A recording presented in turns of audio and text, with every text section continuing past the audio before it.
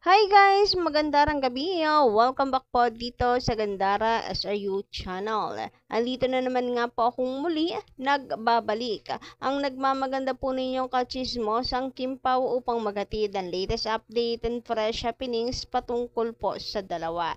And for tonight's video, Kim Pao update, ang ating pag-uusapan ay patungkol nga po dito sa sinabi ni Paolo Avellino about sa mga single. Nagtanong nga po kasi siya po sa kanyang latest event kung sino yung mga single, sabay sabi ng maging masaya na lang tayo. Nabigyan po kasi ito ng pakahulugan ng iba. So, linawin po natin yan at pag-usapan. But before that, sa mga hindi pa po nakaka-subscribe dito sa ating channel, maaari lamang napindutin po ninyo ang subscribe button at ang notification bell na nandiyan sa baba para maging updated ka sa mga susunod nating balita. Maraming salamat! So, eto na nga guys. Simulan na po natin ang balitaan. Isa rin po ba kayo sa nagbigay ng reaksyon dito sa sinabi ni Paolo Avellino na single? So, wala naman siyang sinabi. Kung ako yung tatanungin na literally single siya. Nagtanong po kasi siya, sino yung mga taken dito, may mga jowa, ganon. Kasi may kakantahin po siya na maybe alay po doon sa mga may partner na kasama. Then, nagtanong din po siya kung sino naman yung mga single. And sabi niya, maging masaya na lamang tayo sa kanila. So, nabigyan ito ng pakahulugan ng ilan. Sinasabing, grabe si Paulo, ang daming nagalit kay Pao na tinanggi daw niya si Kim Chu. Tinatanggi si Kim at sinasabing single siya. Yun yung dahilan. So, mabuti na lamang daw po si Kim nauna na. Dun sa Showtime, sinabi niya na wala naman daw bago. So, maigi na lang daw yun ang naging sagot ni Kimi kasi kung nagkataon na umamin daw si Kimi tapos ganito si Paulo, mapapahiya si Kim Chu. So, dapat daw ay sa lalaki manggagaling. Tapos, eto naman ang sinabi ni Paulo. So, magbibigay lang po tayo ng ating opinion. Unang-una, walang sinabi si Paulo na isa siya sa mga single. Depende lang din po yan kung paano nyo iintindihin yung sinabi nitong si Paulo. Pero para sa akin, yung sinasabi ni Paulo na single is that mag-isa lang na nandoon. Kasi nga yung kanta na iaalay po niya ay para dun sa mga may kasama pumunta doon, taken nga na pumunta ron. So, kung mag-isa ka doon, malamang single ka, isa ka lang Alam mo maging double ka, Charisa. Naging pilaw sa tuloy tayo.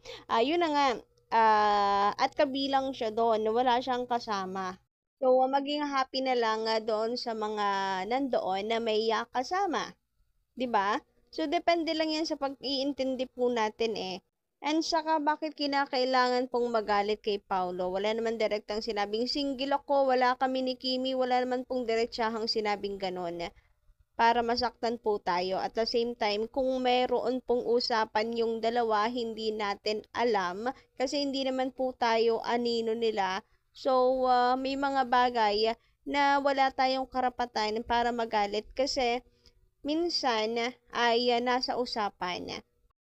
You know naman, Kim Chu, nagdaan po yan sa open book na relationship. Mali nyo naman this time, gusto niya ng private life, private relationship, plus timing pa si Paulo is napaka-introvert, gusto rin ng private life.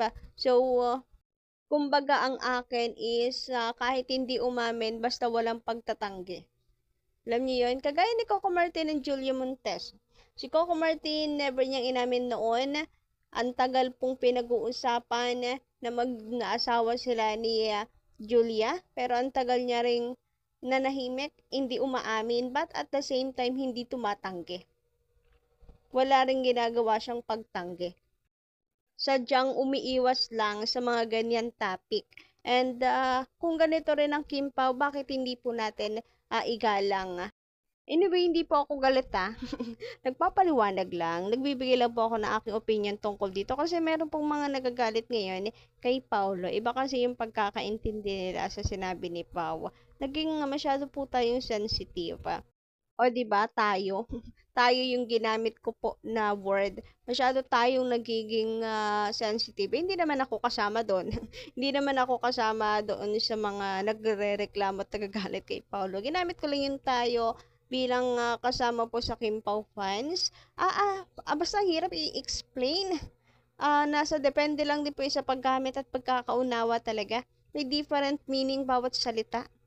Parang English, nag-iiba yung meaning. Depende sa paggamit. Ganon. Basta, yun na yun. Sana nagets nyo, no? Sabi nga po dito, ayan no, may nabasa din po tayo na ganitong opinion from X sa X. Sabi niya dito, sa akin lang po ha, he asked first, sino merong kasamang nobya or nobyo or asawa sa event para sa kanila ang next song niya. Sa mga single means, mag-isa sa event, maging masaya na lang tayo para sa kanila. Para sa kanilang merong kasama. Siya wala din kasama, kaya tayo.